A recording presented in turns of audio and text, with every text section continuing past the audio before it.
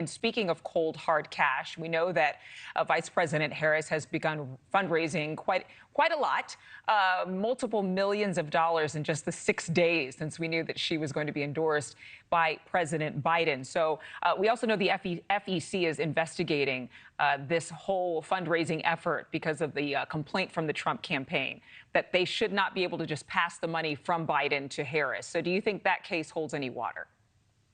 I don't think it does. If you listen to illegal experts on both sides, I'm not surprised, and no one should be surprised that the Trump campaign is pulling this sort of maneuver. But I think at the end of the day, she will be able to have access to those funds, and she has a very short period of time to raise a lot of money. I think that she will be competitive with with Donald Trump, probably a bit more competitive than what Joe Biden would have been. But there were some months ago, the conversations that we were having is that Donald Trump would not be competitive, but we see that he is. But this crypto, it's additional money. So anytime you're able to fundraise, get money from different sources, it's a good thing for the campaign.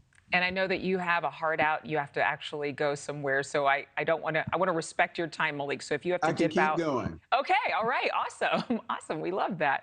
Michelle, let me get to you. Obviously, there are a lot of people talking about the exuberance, the fundraising records that are being broken this week with the Harris campaign. But is anybody talking about whether or not that's exuberance and enthusiasm, or is that desperation from the Democratic Party, who, of course, are hell-bent on it being anybody other than Trump, and frankly, now anybody other than Biden?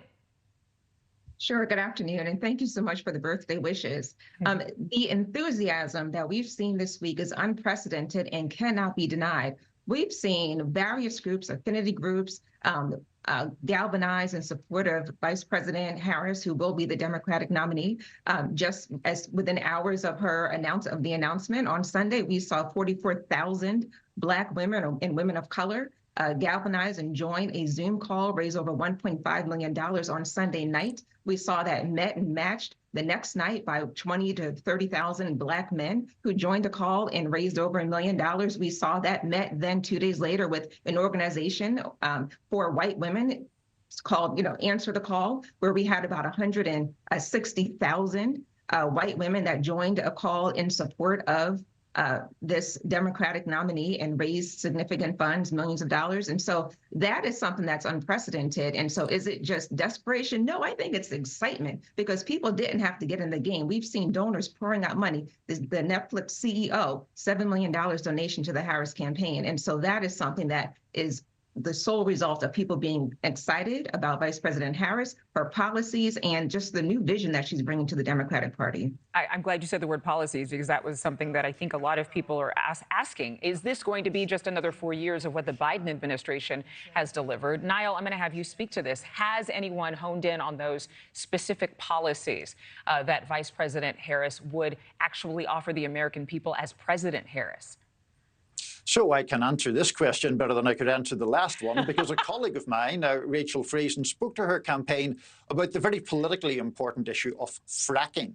When Kamala Harris was a primary candidate in 2020, she said she wanted to ban fracking.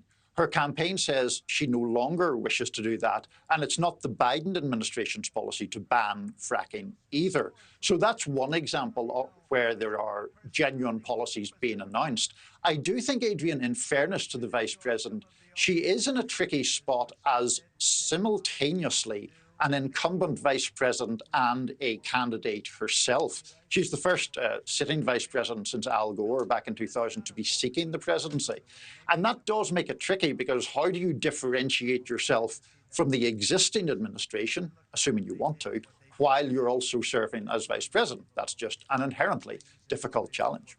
Thank you for watching. Go to newsnationnow.com to find News Nation on your television provider. And don't forget to click the red subscribe button below to get more of News Nation's fact-driven, unbiased coverage.